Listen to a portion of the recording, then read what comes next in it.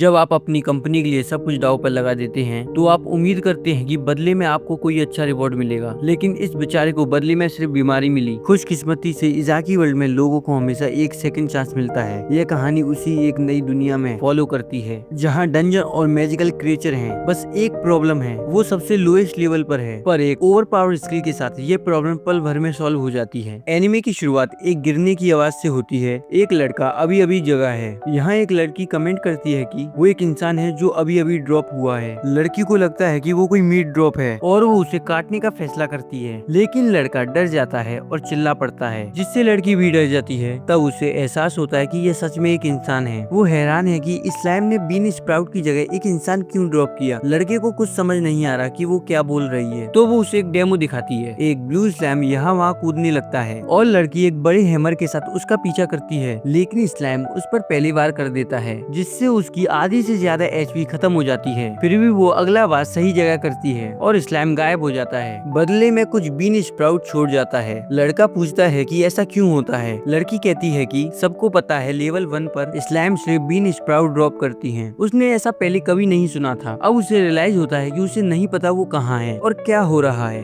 Been sprout जमा करते वक्त लड़की समझाती है कि इस दुनिया में सब कुछ, यहाँ तक कि बीन स्प्राउट भी डंजन में रहने वाले मॉन्स्टर ड्रॉप करते हैं। वो आगे बढ़ते हैं और लड़का पूछता है कि क्या वो अभी भी जापान में है। जाहिर है कि उसे जापान और अर्थ के बारे में कुछ नहीं पता, जिससे लड़का और ज्यादा कंफ्यूज हो जाता है। एक और ब्लू स्लैम को हराने के बाद वो पूछता है कि क्या वो सिर्फ इन्हीं स्लैम को हराएगी। वो बताती है कि डंजन के पहले फ्लोर पर सिर्फ स्लैम होते हैं और वो दूसरे लेवल्स पर नहीं जा सकती क्योंकि वो अभी वीक है। पर लड़के को वो वीक नहीं लगती। लड़की कहती है कि उसे नीचे के फ्लोर्स पर जाने के लिए लेवल अप करना होगा। फिर वो उसे एक स्टेटस बोर्ड दिखाने ले जाती है। एक बड़ी स्क्रीन जहाँ हाथ रखने पर स्टेटस दिखता है। वो लेवल 3 पर है। उसकी एचपी रैंक बी है और स्ट्रेंथ रैंक सी है। बाकी सब कुछ रैंक ई या एफ है। लड़का समझ जाता है कि वो किसी और दुनिया में है और वो दूसरे पेज पर ड्रॉप रैंकिंग दिखाती है, जिससे तय होता है कि मॉन्स्टर मरने पर कितने आइटम्स मिलेंगे। उसका हाईएस्ट रैंक प्लांट्स के लिए है, इसलिए वो बीन स्प्राउट जमा करती है और उसका रैंक ई है। अब लड़का बोर्ड पर हाथ रखता है और देखता है कि उसकी सारी स्किल्स रैंक एफ हैं और वो लेवल 1 पर है, मतलब वो लेवल अप नहीं कर सकता। लड़की कहती है कि उसका ड्रॉप रेट बहुत सैड है, इसलिए वो अपनी आंखें बंद कर लेता है और लड़की कैलकुलेट करती है कि ये कितने लो हैं। लेकिन जब वो आंखें खोलता है तो देखता है कि सब कुछ रैंक एस पर है। असल में लड़की को समझ नहीं आया कि रैंक एस रैंक ए से ऊपर होता है, क्योंकि उसने ऐसा रैंक पहले कभी नहीं देखा था। लड़का इसे टेस्ट करने का फैसला करता है, पर उसे वेपन चाहिए। लड़की उसे अपना वेपन देती है, पर वो उसके लिए बहुत हैवी है। फिर वो उसे एक बैम्बू स्पेयर देती है। लड़के को एक स्लाइम मिल जाता है। जब स्लाइम आता है, लड़के को उसे मारने में मुश्किल होती है, पर जब वो उसे हरा देता है तो इतने सारे बीन स्प्राउट ड्रॉप होते हैं जो लड़की के मुकाबले बहुत ज्यादा होते हैं। अचानक लड़के के पेट में चूहे कूदने लगते हैं तो लड़की उसे खाने पर बुलाती है। उसने चिली बीन स्प्राउट बनाया है जो लड़के को बहुत अच्छे लगते हैं। लड़का कहता है कि इसके साथ बियर मिल जाती तो मजा आ जाता। लड़की कहती है कि वे पीती नहीं है क्योंकि एल्कोहल बहुत महंगे हैं। वो उसे सूप देती है और लड़का उसे पीकर हैरान रह जाता है। उसे लगा कुछ गड़बड़ है, पर लड़का कहता है कि बहुत समय बाद उसने किसी के साथ गर्म खाना खाया है। पिछली दुनिया में वो सुबह जल्दी जाता और रात को देर तक बिना पे के ओवर टाइम काम करता था। उसने अपनी हेल्थ खराब कर ली और हॉस्पिटल पहुंच गया, पर उसके बाद भी वो नहीं रुका और काम करता रहा। आखिर में थक कर वो इस दुनिया में ड्रॉप हो गया। लड़की उसे गले लगाती है और कहती है मेहनत का फल हमेशा मिलता है। उसे लगता है कि लड़के ने बहुत मेहनत की है, इसलिए अब उसे रिवॉर्ड मिलने का वक्त है। लड़का सोने के लिए जगह ढूंढने निकलता है। लड़की बताती है कि सिटी में उसे होटल मिल जाएंगे। लड़की डंजन में ही सोती है क्योंकि उसका ड्रॉप रेट कम है और वो ज्यादा कमा नहीं पाती, पर उसका सपना है एक दिन वो अपना अपार्टमेंट रेंट पर ले। जाने से पहले वो बैम्बू लड़के के पास ही रहने देती है ताकि वो सेफ रहे। जाने से पहले वो अपना इंट्रो देते हैं। लड़की का नाम एमिली ब्राउन है और लड़के का नाम रियोता सादो। सिटी में उसे पता चलता है कि यहाँ की करेंसी पिलो है। बीन स्प्राउट बेचकर उसे 200 पिलोज मिले। एक रात का रेंट 2000 पिलोज है और एक प्लेट खाना 500 पिलोज का है। यह सोचकर रियोता बहुत सारे स्लैम को हंट करता है। 3 दिन बाद एमिली को वो एक रेंट के घर ले जाता है। वो हैरान है कि उसने 3 दिन में ये कैसे किया। घर का रेंट 20,000 पिलो पर मंथ है। वो एमिली को घर की चाबी दे देता है और कहता है कि वो यहाँ रहा करेगी और वो रेंट पे करेगा उस सूप के बदले थैंक्स के रूप में। हालांकि वो बहुत थका हुआ लग रहा है। बाद में रियोता बीन स्प्राउट बेचने जाता है, जहाँ पर एल्सा नाम की पिंक हेयर लड़की मिलती है। वो भी उसका नाम सही से नहीं बोल पाती। बीन स्प्राउट के 1947 पिलो हुए, पर एल्सा एर्जा उसे 2000 प्लस देती है क्योंकि वो हमेशा बहुत ज्यादा बीन स्प्राउट लाता है। रियोता को लगता है ये अभी भी कम है, वो सेकंड फ्लोर एक्सप्लोर करना चाहता है। एर्जा बताती है कि वहाँ पर गाजर ड्रॉप होती हैं। वो ये भी बताती है कि एक नया डंजन आया है जहाँ नेपट्टून नाम की एक ऑर्गेनाइजेशन इन्वेस्टिगेशन कर रही है। एर्जा उसे ड्रिंक पर बुलाती है पर रियोता मना करके घर चला जाता है। घर पर एमली ने सब कुछ चमका दिया है। वो उसे गर्म टॉवल देती है और आराम करने को कहती है। रियोता उसे नए डंजन के बारे में बताता है। एमली ने सुना है वहाँ कुछ ड्रॉप नहीं होता। रियोता को क्यूरियोसिटी होती है क्योंकि इस दुनिया में सब डंजन कुछ ना कुछ ड्रॉप करते हैं। वो वहाँ जाता है जो खाली लगता है, पर अचानक एक स्केलेटन अटैक कर देता है। रियोता मुश्किल से बचता है पर स्केलेटन के हमले से कॉलम गिर जाता है। रियोता बैम्बू स्पेयर से काउंटर करता है पर वो स्केलेटन के रिप से आर पार निकल जाता है। आखिर में कॉलम की मदद से वो स्केलेटन को हरा देता है। तभी वहाँ एक बीज ड्रॉप होता है और गायब हो जाता है। एक वॉइस आती है कि उसका मैक्सिमम एचपी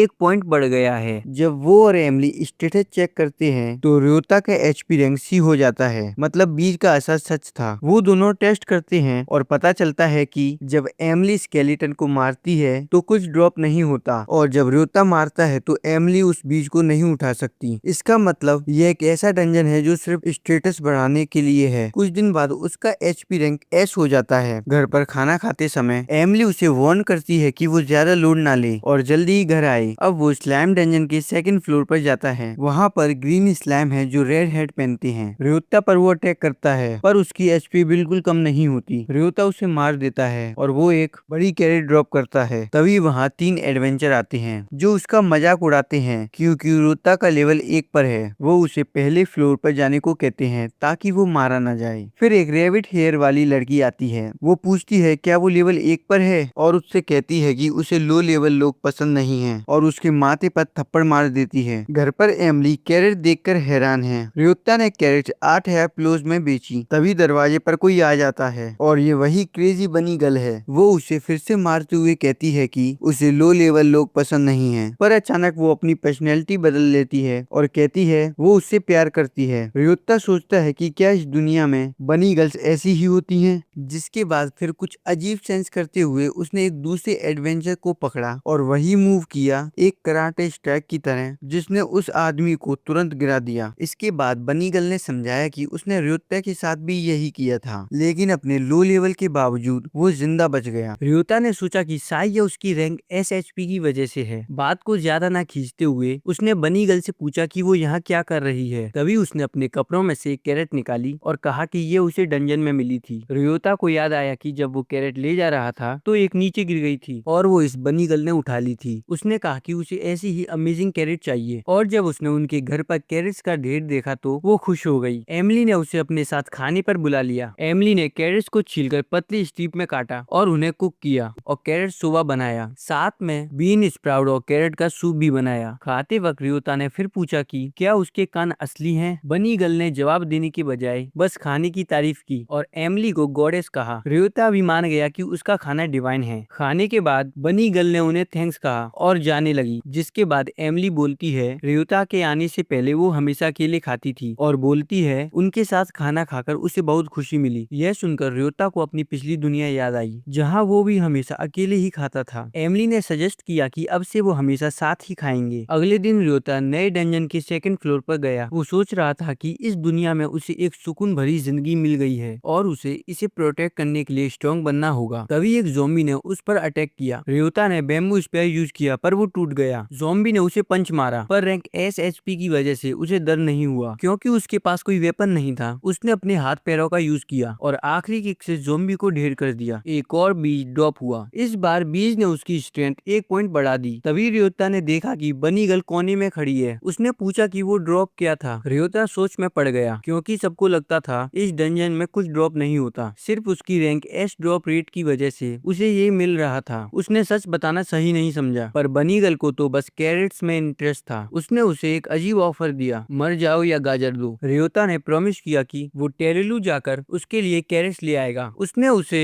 स्वेलो ग्रेटिट्यूड दुकान पर मिलने को कहा। जब रियोता मार्केट पहुंचा बनी गर्ल पहले से ही वहाँ थी। सब लोग उससे डर रहे थे पर रियोता ने आगे बढ़कर उसे कैरेट दे दी। जब उसने कहा कि उसे कैरेट्स पसंद है तो बाकी एडवेंचर्स हैरान रह गए। एर्जा ने पूछा कि क्या वो इस लड़की को जानता है? रियोता ने कहा बस गाजर देने की वजह से वो पीछे पड़ गई है। इसे सुनकर बाकी सब लोग काफी ज्यादा हैरान होते हैं। एर्जा बताते हुए कहती है कि यह लड़की ईवा कॉलर स्लेयर है जो एंशियंट टेक्निक के लिए जानी जाती है। ईवा को कैरेट्स इतनी पसंद है कि जिस फ्लोर पर कैरेट्स होते हैं वहाँ सिर्फ वही जाती है। एर्जा ने कहा कि अगर ईवा ने किसी कैरेट को अप्रूव किया है तो उनकी कीमत बढ़ जाती है। उसने हर एक गाजर 15,000 पिलोज में खरीद ली। 30 कैरेट्स के उसे 4,50,000 पिलोज मिले। अगले दिन टेलेलू के डंजन में रियोता ने देखा कि एक पुराना एडवेंचर अपने दो चेलों को बहुत बुरी तरह ट्रीट कर रहा है और उन्हें लेजी कह रहा है। रियोता को अपना पुराना बॉस याद आ गया जो ऐसे ही इम्पॉसिबल टास्क देता था। जिसके बाद एमिली ने लंच बॉक्स निकाला और ईवा भी वहाँ पहुँच गई। एमिली ने कैरेट पुडिंग बनाई थी जो सबको बहुत पसंद आई। तभी वो पुराना आदमी वहाँ आया और चिल्लाने लगा कि तुम लोग स्केलेट डंजन में आलस कर रहे हो। उसने कहा कि निकम्मों के ड्रॉप्स भी बेकार होंगे। ईवा ने एक गाजर तोड़कर दोनों चेलों के मुंह में डाल दी। उन्हें वे गाजर काफी अच्छी लगी और ईवा ने उस पुराने आदमी से कहा कि तुम कैरेट्स को नहीं समझते, यह बिना तकलीफ के भी स्वादिष्ट हो सकती हैं। ईवा ने उसे रोक दिया और कहा कि रियोता की गाजर बेस्ट हैं। बाद में एर्जा ने पूछा कि क्या उनके पास मैजिकल कार्ट नहीं है। रियोता को नहीं पता था वो क्या है। एर्जा ने समझाया कि उसमें वो ज्यादा से ज्यादा सामान ला सकता है। जिसके बाद वो दोनों ओल्गा और उसके पिता की दुकान पर गए। एक एडवांस कार्ड की कीमत 10 मिलियन पिलोज थी जो उनके लिए बहुत ज्यादा थी। बेसिक मॉडल भी 2-3 मिलियन का था। उन्होंने फिलहाल पैसे बचाने का फैसला किया। अचानक शहर में शोर मच गया। एक मॉन्स्टर भटकता हुआ वहाँ आ गया था। ये मॉन्स्टर तब पैदा होते हैं जब डंजन में कोई आइटम छोड़ दिया जाए और वहाँ कोई ना हो। यह मॉन्स्टर एक विशाल गोरिल्ला था जो बिल्डिंग से भी बड़ा था और इनके मरने पर कुछ ड्रॉप नहीं होता, इसलिए एडवेंचर्स लड़ने से डर रहे थे। रियोता ने देखा कि एर्जा खतरे में है। वो तुरंत लपका और गोरिल्ला का हाथ पकड़कर उसे बचा लिया। ईवा और बाकी लोग भी मदद करने के लिए आए। रियोता ने प्रॉमिस किया कि वो इस मॉन्स्टर को हरा देगा। सबको लगा वो कुछ नहीं कर पाएगा पर ईवा को उस पर भरोसा था। गोरिल्ला ने एक बड़ा पत्थर मारा पर एमिली ने उसे तोड़ दिया। रियोता ने ऊंची छलांग लगाई और गोरिल्ला के माथे पर अपना सिर दे मारा, फिर एक जोरदार पंच से उसे हरा दिया। पूरे शहर ने उसे थैंक्स कहा। रियोता को बहुत अच्छा लगा क्योंकि पहले कभी किसी ने उसके काम की तारीफ नहीं की। तभी एक ड्रॉप की आवाज आई। एमिली ने कहा था कि स्टेज कुछ ड्रॉप नहीं करते पर रियोता की रैंक एस होने की वजह से वहाँ कुछ चमक रहा था।